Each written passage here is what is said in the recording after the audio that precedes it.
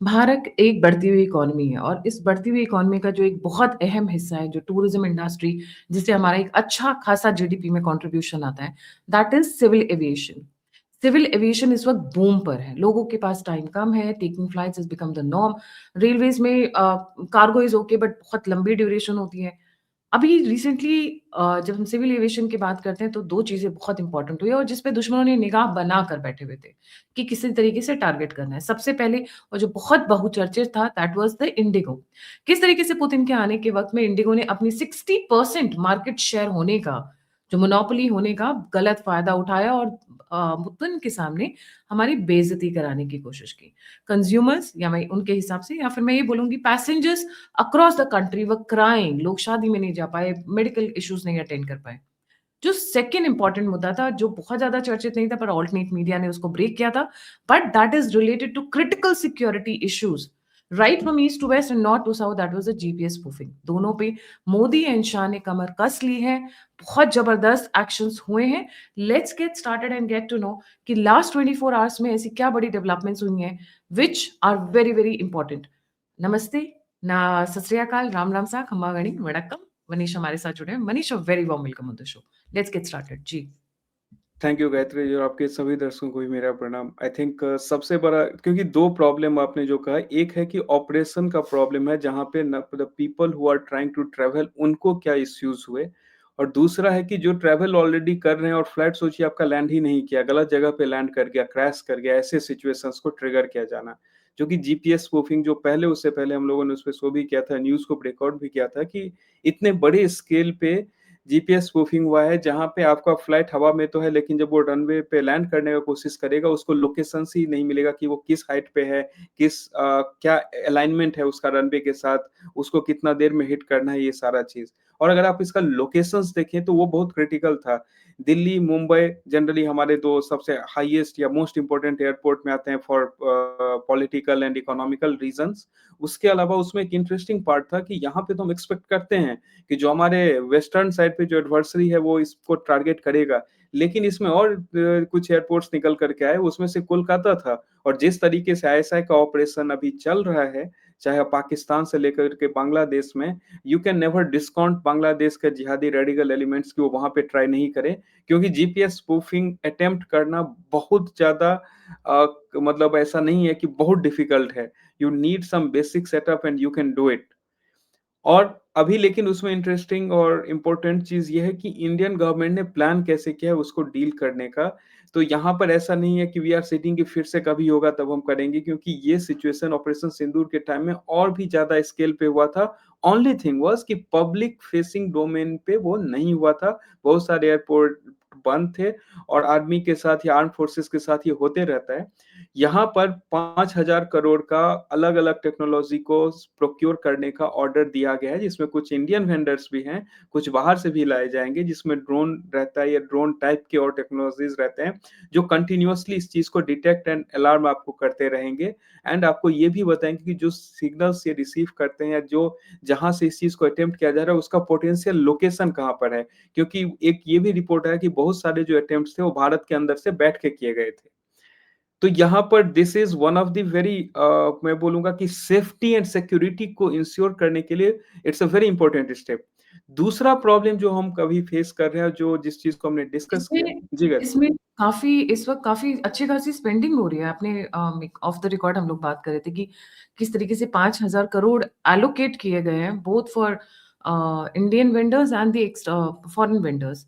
तो किस तरीके के इक्विपमेंट्स खरीदे जा रहे हैं इन सारी चीज़ों को रोकने के लिए? जनरली देखिए इसमें इक्विपमेंट के डिटेल्स जो गवर्नमेंट नहीं रिवील करेगी बट टिपिकली जो इक्विपमेंट्स रहते हैं वो drone and drone related technologies को यूज किया जाता है कि आप उस चीज को सर्विलियंस पे डाल सकते हैं एंड यू कीप अटेम्प्टिंग कि अगर कोई वो चीज स्पूफिंग का अटेम्प्ट कर रहा है तो वो सिग्नल्स पहले वो रिसीव करे और उसके बाद वो फिर उस सिग्नल को वेरीफाई करके आपको इन्फॉर्म करेंगे अच्छा ये जो आ रहा है ये एक फॉल्स सिग्नल पास करने का कोशिश किया जा रहा है इस जगह से मैं ये सिग्नल रिसीव कर रहा हूँ क्योंकि यहाँ पर वो एडवर्सरी कहाँ बैठा है किस जगह से अटेम्प्ट कर रहा है वो क्रॉस बॉर्डर है या विद इन आपके देश में बैठ करके कर रहा है वो चीज समझना भी बहुत जरूरी है how will you neutralise how will you tackle it क्योंकि हो सकता है कि कोई कुछ एलिमेंट्स जो कि आपके ही घर में बैठ करके इस चीज़ को मैनिपुलेट कर रहे हों, and when you will make an accusation, फिर इंटरनेशनली उस चीज़ को सामने वाला लाएगा कि हमारी तरफ से तो हुआ ही नहीं था, and you won't be able to eliminate basically. वो तो थर्ड स्टेप है। सेकंड स्टेप में आप आइडेंटिफाई एंड एलिमिनेशन आप नहीं कर पाएँगे। तो यहाँ पर इसलिए जो ऑपरेशन सिंदूर में बहुत सारे जो हमारे देश के अंदर से भी कंपनीज़ थी जिन्होंने ड्रोन सप्लाई किए थे, इस टाइप के अनमैन्ड एरियल व्हीकल सप्लाई किए थे, उनसे भी बातें यहाँ पे आई मीन उन्हें भी ऑर्डर्स दिया गया है कि बनाने के लिए डिवाइसेस जो इस चीज़ को हैंडल करे। और दूसरा यहाँ पर दिया गया है ऑर्डर जो कि इंडिया से बाहर, जिसमें कि मोस्टली रशियन एंड इज़राइलीज़ कंपनीज़ हैं जिनको ये ऑर्डर्स पास किया गया है टू प्रोवाइड दोज़ डिवाइसेस। ये प्रॉब्लम गायत्री जी, इसको Israel अगर and हम Russian companies have quite a strong knack over these things because their technology is very, very good. काफ़ी superior है इन मामलों में। बिल्कुल। दूसरा प्रॉब्लम जो इस अभी इंडिया फेस की जो हम लोग सब देखें कि इंडिगो का मोनोपोली, कि एक एयरलाइन जिसका 60% मार्केट शेयर है, मोर देन 60%, वो कैसे अपने ऑपरेशंस को एक दिन सीज करती है और सारे एयरपोर्ट पे chaos क्रिएट हो जाता है। इस चीज का हमेशा से और बहुत सारा क्वेश्चन भी है, चाहे अपोजिशन से हो या मीडिया से हो, या हम लोगों ने भी सरकार पे क्वेश्चन किया कि इस चीज को टैकल करने का तरीका क्या है। बहुत ही सिंपल, मल्टीपल एयरलाइंस को आप लेकर के गेम में आइए। वो छोटे से शुरू करेंगे, लेकिन over the period of time they will start becoming a dominant force. एक मुझे नया इंडिगो नहीं बनाना है, मुझे वो 5-7 और ऐसे एयरलाइंस बनाने हैं जो कि फॉर एग्जांपल जिस लेवल पे आकाशा ऑपरेट कर रहा है उसी लेवल पे अपने रीजन में, अपने एरियाज में, पैन इंडिया नहीं भी हो, अपने एरियाज में ऑपरेट करें। 3 एयरलाइन का जिसमें नाम आ रहा है, एक अल हिंद एयर है, फ्लाई एक्सप्रेस है एंड संख एयर, ये 3 नाम आ रहा है। उसके अलावा और भी ये 3 तो अभी है जिनको एनओसी मिली है। भारत एयर उसके अलावा और भी डिस्कशन में है जो कि लॉन्च हो सकता है। और ये 3 जिसका मैंने नाम लिया, इनको एनओसी मिल चुकी है गवर्नमेंट के साइड से, they will be operating very soon. अब उनके फ्लीट के साइज कितना होगा, क्या हम एक्सपेक्ट करेंगे कि आपको हर एक एयरपोर्ट से इन एयरलाइंस के फ्लाइट मिले? Answer is no. ये अपने एक एक रीजन, जो रीजन में जिस सेक्टर में इन्हें लगता है कि इजिली ऑपरेशन सेटअप कर सकते हैं, स्टार्ट कर सकते हैं, वहां से ये पहले स्टार्ट करेंगे। और जैसे जैसे इनका ऑपरेशन जो है वो आगे बढ़ेगा, they will move towards those sectors जहां पर दे कैन एक्सपैंड नेक्स्ट। सो अगर आप देखें तो इंडिगो या कोई भी आकाशा अगर आप देखें तो उनका जो जनरली ऑपरेशन से स्टार्ट हुआ था, इंडिगो दिल्ली के साइड से वो स्टार्ट की थी, आकाशा मुंबई के तरफ से पहले स्टार्ट की। Now they are moving, I mean Akasa is moving pan India. तो अब इसमें इम्पोर्टेंट ये है कि अगर हम लोग बोल रहे हैं कि इंडिगो सॉरी एयरलाइंस इतना डिफिकल्ट बिजनेस है, उसमें नए कंपनीज कैसे आएगी, तो मैं एक नंबर बता दूं जस्ट टू इंश्योर कि इतना बड़ा स्कोप है। और जो सुन रहे हैं कोई एंटरप्रेन्योर हैं जो इस फील्ड में आना चाहते हैं, भारत में अभी $15 बिलियन का ये मार्केट है करीब करीब, जो कि अगले 5 साल में डबल, लगभग डबल होकर के $27 बिलियन जाने वाला है।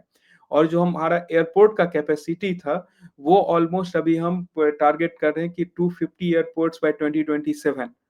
तो और जो कि हमारा 2014 में 74 एयरपोर्ट्स था, जो 10 साल में 2024 तक वो 150 हुआ। अभी हम टारगेट करें 250, मतलब almost 100 airports in next 3 years.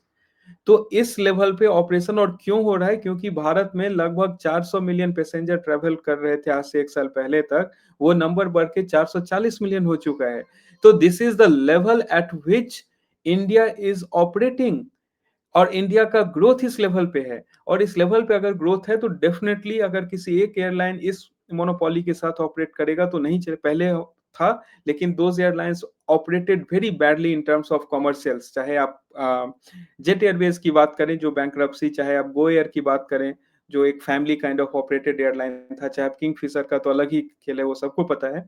यहाँ पर इंडिगो ने एक चीज क्या किया कि उसने एक टेम्पलेट बताया कि you can operate profitably in Indian conditions, क्योंकि ग्लोबली एक डिफिकल्ट बिजनेस है। नाउ आकाशा एयर जो कि राकेश झुनझुनवाला की कंपनी है, वो वहां पे ऊपर आ रही है और वो अपना डोमिनेंस काइंड ऑफ दिखाने का डोमेस्टिक सेक्टर में सेट कर रही है। तो ये जो 3 नए एयरलाइन है, फिर भारत एयरलाइन की बात चल रही है, और भी एयरलाइंस आ सकते हैं, क्योंकि government is no in uh, वो होता है ना फास्ट ट्रैक मोड में सपोर्ट करना। And that's why I think civil aviation minister जो है उनका भी मुझे स्टेटमेंट्स काफी क्लियर लगा। जनरली सब बोल रहे थे कि एक यंग लड़का है वो कैसे हैंडल करेगा, but how he has handled this situation, या डीजीसीए को भी जिस तरीके से दिया गया इंस्ट्रक्शंस की हैंडल करने में और जिस तरीके से एक हेवी हैंडेडनेस जो सरकार को दिखाना चाहिए और वो दिखाया गया, which has made it clear कि नए एयरलाइंस को हम वेलकम कर रहे हैं, आप आइए ऑपरेट कीजिए, यहाँ पे मार्जिन है, प्रॉफिट है, मार्केट है। एंड इट डजंट मीन कि हम इंडिगो को एलिमिनेट कर रहे हैं, IndiGo will operate, but definitely जैसे ही ज्यादा ऑप्शंस होंगे, no one can come and twist the hand of government. Ji Gayatri ji. मतलब सीधे-सीधे उनकी मोनोपोली तोड़ने की तैयारी चल रही है। पहले पहले भी ये फ्लाइट्स के पहले भी इन एयरलाइन्स के नाम आ रहे थे मनीष, अगर आपने ध्यान दिया हो। आज से तकरीबन 1 साल पहले शंख एयरलाइन्स की बात चल रही थी। But then they were doing it very slowly and बहुत ब्यूरोक्रेटिक रेड टेपिज़्म के रास्ते से वो धीरे-धीरे बढ़ रहा था। बट इंडिगो ने एकदम सारा मैटर फास्ट ट्रैक कर दिया in fact last couple of weeks में। बिल्कुल, ये देखिए ऐसा नहीं था कि इंडिया इस पे चुपचाप बैठी हुई थी, भारत सरकार बैठी हुई थी, गवर्नमेंट ऑफ इंडिया या डीजीसीए या सिविल एविएशन पर्टिकुलरली इस चीज़ को लेकर के वो सोच नहीं रहे थे। हमारा नीड था, बट कभी-कभी होता है कि आपको कोई रिएक्शन को ट्रिगर करने के लिए जो बोलते हैं कि कैटलिस्ट चाहिए। तो ये हुँ, जो इवेंट था, जो जिस तरीके का इन्होंने सिचुएशन भारत में क्रिएट करने का कोशिश किया, अगर आप देखिए it was a chaos eight airport. और एयरपोर्ट मैं बार-बार रिपीट करता हूँ कि आपका एक्सटर्नल जो आउटलुक होता है देश का, उस चीज़ का एक बहुत बड़ा वो रिफ्लेक्शन पॉइंट होता है कि आपके एयरपोर्ट कैसे दिख रहे हैं, वो कैसे ऑपरेट कर रहा है एंड ऑल ऑफ दैट। बहुत सारे लोग जो नहीं भी बाहर निकलेंगे वो एयरपोर्ट पे पहुँचेंगे, फिर वहाँ से हो सकता है कनेक्टिंग फ्लाइट लेके किसी और देश वो चले जाएँ। बट एयरपोर्ट पे वो आएँगे। यहाँ पर जो केओस क्रिएट किया गया कि ये पुतिन के विजिट को आप ओवरशैडो कर दो, उसके बाद आप पूरा वर्ल्ड वाइड जो है, जो कोई रशियन डेलीगेशंस है, उनको भी दिखे कि ऐसा सिचुएशन है एंड ऑल ऑफ दैट। उस चीज़ को वो एक कैटलिस्ट की तरह काम किया और उस चीज़ पे अभी जो एयरलाइन अब एनओसीज़ देख रहे हैं, ये फास्ट ट्रैक हो गया है।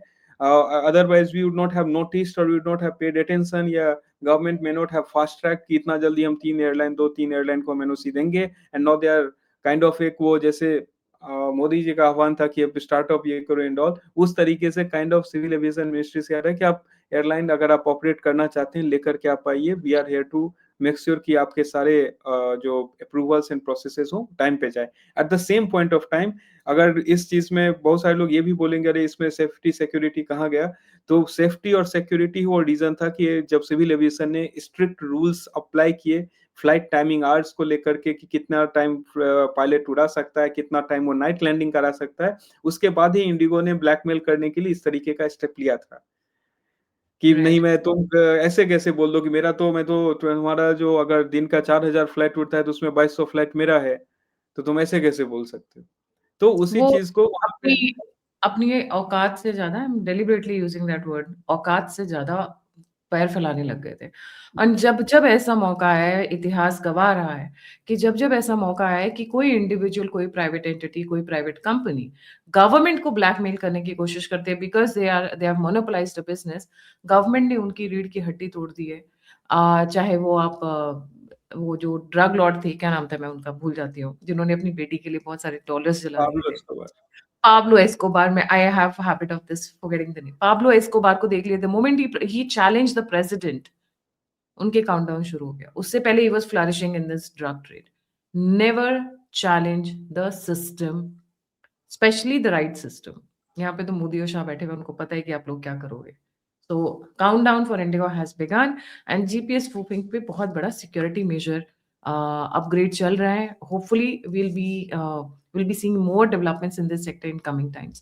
Thank you so much Manish for joining. जाने से पहले व्यूअर्स से रिक्वेस्ट है please don't forget to like subscribe and share the alt neat media. अगर आप मेरी मदद करना चाहते हैं तो नंबर और यूपीआई स्क्रीन के ऊपर है। आप फीडबैक देना चाहते हैं, मुझसे जुड़ना चाहते हैं तो सभी के सभी लिंक्स डिस्क्रिप्शन बॉक्स में। इसी के साथ जय हिंद, जय श्री राम, हर हर महादेव। हर हर महादेव।